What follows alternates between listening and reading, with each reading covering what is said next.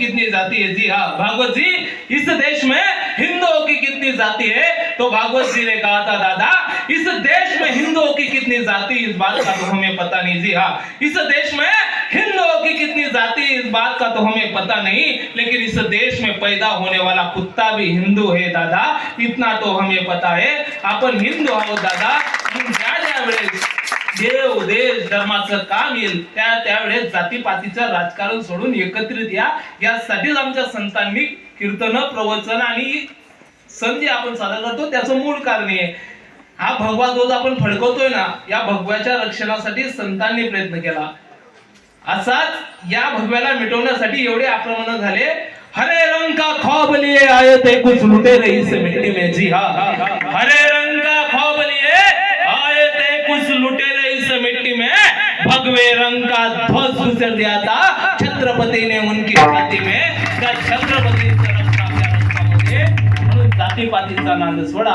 अभंग एकनाथ महाराजांचा आहे, 4 चरणाचा आहे। एकनाथ महाराज आजच्या अभंगातून आम्हाला भक्ती आणि प्रेम शिकवतात। वारकरी संप्रदायामध्ये एकनाथ महाराज संत, एकनाथ महाराज शांत, एकनाथ महाराज श्रीमंत, एकनाथ महाराज किती शांत, नाथांचं वर्णन केलं जातं। यवन अंगावरी थुंकला प्रसाद देऊने मुक्त केला, एवढी शांत, किती शांत। पैठण गावाचा कुचरवट्टा होता, कुचरवट्टा तुम्हाला माहितीये, प्रत्येक गाव महाराज तडे प्रत्येकले बसानी परवानगी रास नाही, तडे विशी 10 सभासद असले बसानी परवानगी रास, आणि त्यातनं दिनभर एकच काम, यानी बायको अशी या ना पोरे असा।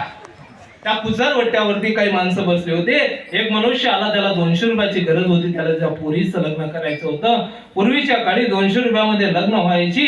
तो त्या कुचरवट्ट्यावरती गेला, लोकांना म्हणतो दादा मला पण 200 रुपये देतं का, मला माझ्या पोरीचं लग्न करायचंय। लोक म्हणाले दादा आम्ही तुम्हाला 200 नाही 500 रुपये देऊ, पण तुम्हाला एक काम करावं लागेल, एकनाथ महाराजांना राग आणून दाखवावा लागेल। कलियुगामध्ये बाबा सगळ्यात सोपं काम दुसऱ्याला राग आणून दाखवणं। सकाळची वेळ होती, नाथबाबा देवपूजेला बसले होते।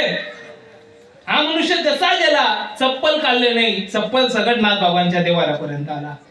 आपण देवपूजाला बसले ते कोण चपला घाली म्हणतात, आपण पटकन सुट नारायण सोडणे त्यांना सत्कार करतो, आपण दुसऱ्या चपला त्याला काढतो।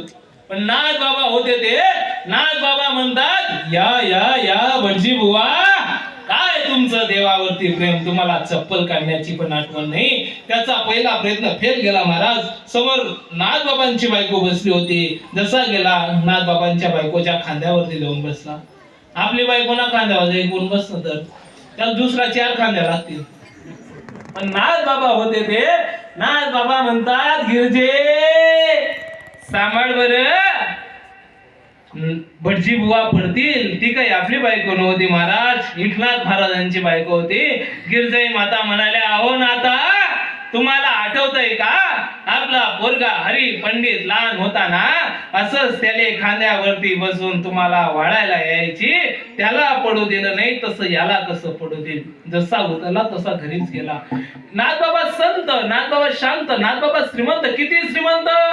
असं म्हणतात की नाथबाबांच्या घरी रोज 100 लोकांना पूर्णाच्या पोळीचं जेवण असायचं। किती 100 माय तुमच्याकडे होत्या पूर्णाची पोळी, पूर्णाची पोळी टाकणं ही आळसे कला आहे आणि खऱ्या अर्थानं मुक्ताईचा आशीर्वाद आहे। खानदेश सोडून जगाच्या पाठीवरती कुठल्याच महिलांना पूर्णाची पोळी जमत नाही, म्हणून खानदेशामध्ये एक म्हणे सुगरण कोल्हे म्हणू, जिले पुरणनी पोळी जमली तिले म्हणू सुगरण, आणि जिले नाही जमले तिले उग्रण। नाही इलाज तो क्या इलाज। नाथ बाबांची बायको रोज 100 लोकांचा पूर्णाच्या पोळीचा स्वयंपाक। एकनाथ बाबा संत, एकनाथ बाबा शांत, एकनाथ बाबा श्रीमंत, आणि ते नाथ बाबा हे मानवी जीवन जगत असताना प्रेमाचं वर्णन करतात। मग का हो महाराज हे जीवन